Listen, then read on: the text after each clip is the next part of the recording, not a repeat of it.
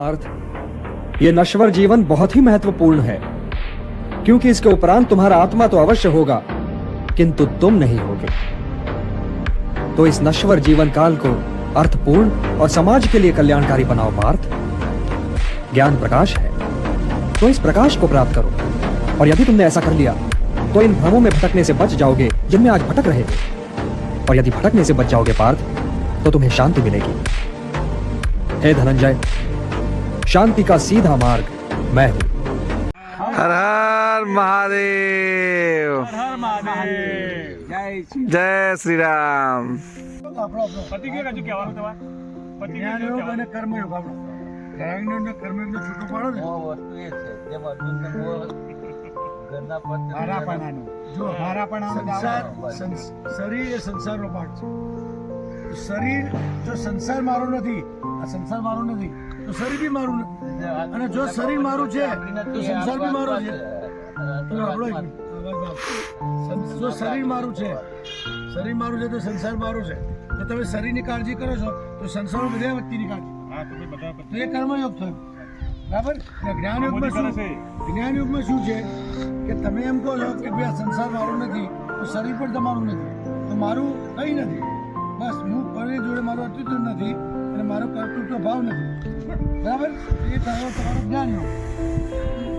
माया मरी न मर मरा, मर मर गया शरीर, ये है तो गीता के શું છે, सब कुछ भगवान ही है और कुछ है ही नहीं. हाँ, न तो संसार है न कुछ है, बिना भगवान के पेड़ का पत्ता भी नहीं हिलता है ना। है ही नहीं. ये पेड़ का पत्ता हिलता है तो भी भगवान हिला रहे हैं उसको। आगे नहीं है, भगवान ही है. भगवान की पेड़ नहीं है, आप पेड़ मत सोचिए उनको, हाँ, कि भगवान ही है.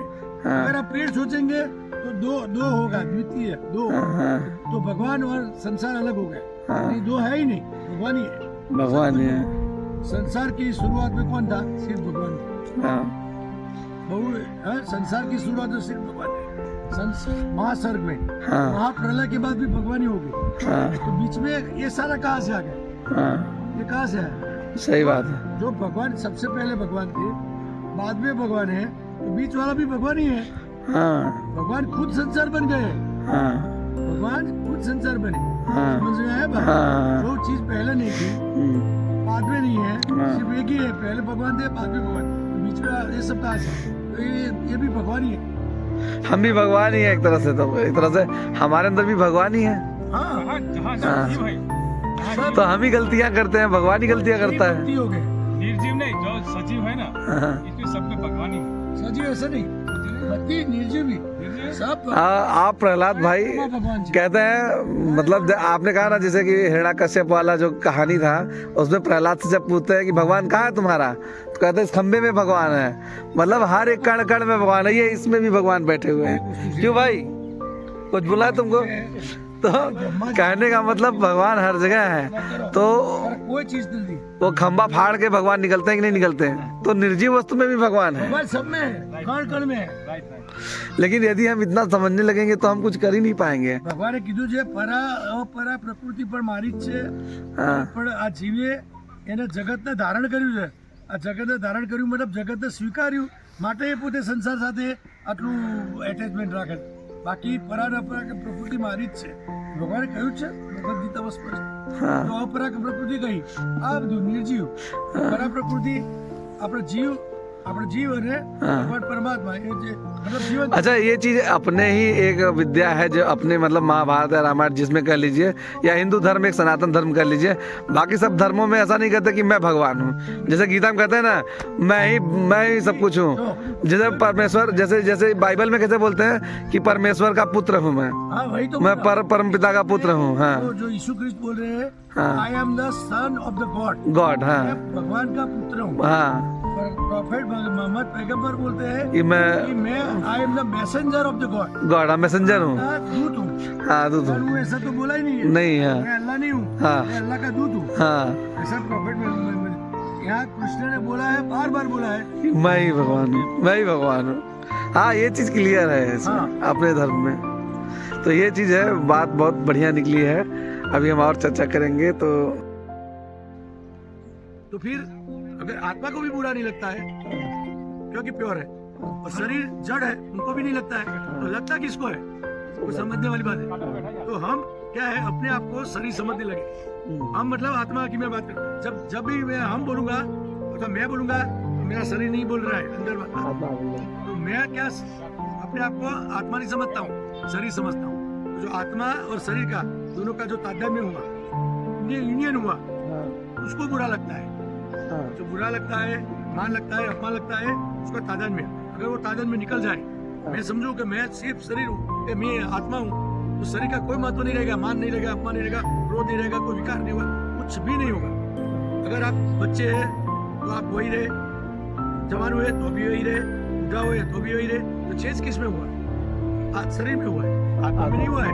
आप छोटे थे तो आपको मालूम है आप क्या खेलते थे, बड़े हुए तो क्या करते थे, ये भी मालूम है, और बूढ़े होके भी क्या है वो भी आपको मालूम है। तो आत्मा तो बूढ़ा होता ही नहीं है, जवान नहीं होता, कुछ नहीं होता है। जो विकार होता है वो शरीर में होता है, वो मगर वो आत्मा के संसर्ग में रहने के साथ होता है। अगर आत्मा निकल गया तो वो भी जड़ है, उसमें कोई चेंज नहीं होगा। बच्चा है तो बच्चा ही रहेगा, फिर बड़ा नहीं होगा। तो गीता का ज्ञान क्या है? हाँ, तो गीता का ज्ञान वही बता रहा हूँ कि हम क्या समझते हैं कि मैं शरीर हूँ, हम ऐसा समझते हैं, मगर हम शरीर नहीं है, हम आत्मा है। तो अर्जुन को जिसको मारना था, तो किसको मारना था? भाई जो कुछ तो जो ये मरने वाला कौन था? शरीर था। तो शरीर तो ऐसे ही मरा हुआ है, उसको क्या मारना था? ऐसे इसे मरना, ऐसे ही मरने वाला था ना। शरीर तो ऐसे ही जड़ है, और आत्मा तो मरता नहीं है कभी, न तो सुलगता है, न मरता है, न पानी से सुखाया जाता है, न गीला होता है, कुछ भी नहीं होता है। समझ में आया बात? तो फिर मरता कौन है? तो तुम समझ रहे हो कि ये लोग मेरे गुरु है, वो लोग जिंदा है, मगर ये शरीर है ना, वही मेरा गुरु है। आप ऐसा समझ रहे हैं, इसीलिए आपको मोह हुआ है, नहीं तो मोह होता नहीं। ये मोह नष्ट करने के लिए ही गीता का ज्ञान दिया गया। वो जैसे कहावत है ये ना, माया नहीं, माया मरी न मन मरा, मर मर गया शरीर। माया मरी न मन मरा, मर मर गया शरीर, मतलब शरीर मर जाता है। शरीर तो मरा हुआ ही है, शरीर तो मरा हुआ है, ये जड़ है। शरीर है वो संसार का पार्ट है, संसार मरा हुआ है, जड़ है। और आत्मा है वो परमात्मा का अंश है। तो परमात्मा है वो तो मतलब श्रेष्ठ है, उसका एक अंश है। तो गीता का मेन उद्देश्य क्या, मतलब ज्ञान क्या है? मैं वही बता रहा हूँ कि आपका जो मोह है, मैं शरीर हूँ, ये मोह नहीं रहना चाहिए, ये मोह रहना नहीं चाहिए। हाँ, ये मोह नहीं है। अगर आप नहीं सोचेंगे मैं शरीर हूँ तो आपको बुरा नहीं लगेगा, कुछ खराब नहीं लगेगा। मैं शरीर हूँ, शरीर के हिसाब से मुझे कामना होगी। क्या कामना होगी कि मैं घर बनाऊं, मैं गाड़ी लूं, मैं पैसे वाला हूँ, मैं ज्ञानी हूँ। तो आपको शरीर के हिसाब से हो, मैं और मेरा। तो मेरा कौन? मेरे पिताजी, मेरे पुत्र। तो पुत्र के साथ भी मोह नहीं रहेगा कि अगर मैं शरीर, तो शरीर का मोह रहेगा ही नहीं। तो फिर वो अलग ही संन्यास आश्रम वाला भाव आ जाएगा, सन्यासी वाला। मतलब पूरा ज्ञान ये होगा कि मेरा कुछ नहीं है। अगर आपका शरीर आपका नहीं है, संसार भी आपका नहीं है। दूसरी सोचिए कि संसार आपका नहीं है, संसार आपका नहीं है, तो शरीर भी आपका नहीं है, क्योंकि शरीर संसार का ही पार्ट है। तो मतलब गीता का ज्ञान स्पेशली इसलिए बनाया गया है कि आदमी इस भ्रम में न रहे। जब माया बढ़ जाती है, माया का पावर बढ़ जाता है, तो माया में आदमी इतना अंधा न हो जाए कि वो अपने आप न करने की जगह मैं करने लगे। उसको समझने के लिए गीता का ज्ञान दिया गया है कि वो मैं हमेशा न करे, और अपने में इतना मत खो जाए कि दूसरों को न देखे, दूसरे के बारे में न सोचे, दान की भावना न रखे, सब कुछ नया अपना अपना न करे, सबका करे। क्योंकि सबका कल्याण करने के लिए भगवान ने भेजा है, संसार की सेवा करने के लिए भेजा है। इसलिए माया को खत्म करने के लिए गीता का ज्ञान दिया गया है। ये गीता का मेन उद्देश्य रहा। तो ये निचोड़ आया है, इसलिए कहते हैं मंथन है विचारों का दर्पण, है कि नहीं? अपना मोह नष्ट करने के लिए भगवान ने भगवत गीता का ज्ञान अर्जुन को दिया है। अर्जुन के माध्यम से ही हम सबको गीता का ज्ञान दिया है। बहुत ही अच्छा चर्चा हुई आज के दिन, बहुत जबरदस्त चर्चा थी, और काफी रामायण महाभारत से हमने बहुत कुछ सीखा है और बहुत ही मजा आया। तो इस छोटे से ब्लॉग के साथ आज का दिन bye bye, tata, bye bye, हर हर महादेव। श्री कृष्ण कहते हैं, कर्म करो, फल की चिंता मत करो, अपने कार्य पर ध्यान दो, परिणाम अपने आप अच्छा होगा। श्री कृष्ण कहते हैं, जो हुआ वो अच्छे के लिए हुआ, जो हो रहा है वो अच्छे के लिए हो रहा है, जो होगा वह भी अच्छे के लिए होगा। श्री कृष्ण कहते हैं, अतीत को छोड़ो, वर्तमान में जियो और भविष्य की चिंता मत करो। श्री कृष्ण कहते हैं, मनुष्य अपने विश्वास से बनता है, जैसा वह विश्वास करता है वैसा वह बन जाता है। श्री कृष्ण समझाते हैं कि अपने विश्वास को सकारात्मक रखो, वही तुम्हें आगे बढ़ाएगा। श्री कृष्ण कहते हैं, क्रोध से भ्रम पैदा होता है और भ्रम से बुद्धि भ्रष्ट होती है, बुद्धि भ्रष्ट होने से मनुष्य का पतन होता है। श्री कृष्ण समझाते हैं कि गुस्से से बचो और शांत मन से सोचो, सदैव अपने धर्म का पालन करो। श्री कृष्ण कहते हैं, अपने कर्तव्यों को ईमानदारी से निभाना ही सच्चा धर्म है। सुख दुख को समान रूप से स्वीकार करो। श्री कृष्ण अपने शिष्य को समझाते हुए कहते हैं कि जीवन में उतार चढ़ाव को सहजता से अपनाओ। जो अपने मन को नियंत्रित कर सकता है वो संसार को नियंत्रित कर सकता है। श्री कृष्ण कहते हैं आत्मा नियंत्रण सबसे बड़ी शक्ति है। जिसने इच्छाओं पर विजय पाली वो सच्चा सुखी है। इच्छाओं को नियंत्रित करना सीखो। श्री कृष्ण कहते हैं सभी प्राणियों में मैं समान रूप से स्थित हूँ। न तो मुझे कोई प्रिय है न अप्रिय, लेकिन जो मेरी पूजा श्रद्धा से करते हैं वे मुझ में स्थित हैं और मैं उनमें। श्री कृष्ण कहते हैं सबके साथ समानता का व्यवहार करो और भक्ति का मार्ग अपनाओ। जो व्यक्ति मन की शांति के साथ अपने जीवन को जीता है वह सबसे बड़ा विजेता है। श्री कृष्ण कहते हैं अज्ञानता से उत्पन्न मोह ही बंधन का कारण है। ज्ञान के प्रकाश से ही मुक्ति संभव है। व्यक्ति जो चाहे बन सकता है यदि वह विश्वास के साथ अपने लक्ष्य पर अडिग रहे। श्री कृष्ण अपने शिष्य को समझाते हुए ये कहते हैं कि अपने मन को अपने वश में करो, अन्यथा ये तुम्हारा सबसे बड़ा शत्रु बन जाएगा। मन का अनुशासन ही सच्चा बल है। अपना फर्ज निभाते समय न तो हार का भय करो और न ही जीत की इच्छा। श्री कृष्ण कहते हैं कि ध्यान से ही आत्मा का साक्षात्कार होता है। आत्मा से बड़ा कोई मित्र नहीं। यदि तुम अंधकार को समाप्त करना चाहते हो तो स्वयं दीपक बनो। श्री कृष्ण कहते हैं कि दूसरों को प्रेरणा देने से पहले खुद आदर्श बनो। जीवन में परिवर्तन ही नियम है, इसे स्वीकार करो और आगे बढ़ो। श्री कृष्ण अपने शिष्य को समझाते हुए ये कहते हैं कि संसार का त्याग नहीं बल्कि कर्तव्य पालन से ही मोक्ष प्राप्त होता है। अपने कार्यों में ध्यान लगाओ, वही सच्चा धर्म है। श्री कृष्ण के ये विचार हर व्यक्ति को एक नई दिशा और प्रेरणा प्रदान करते हैं।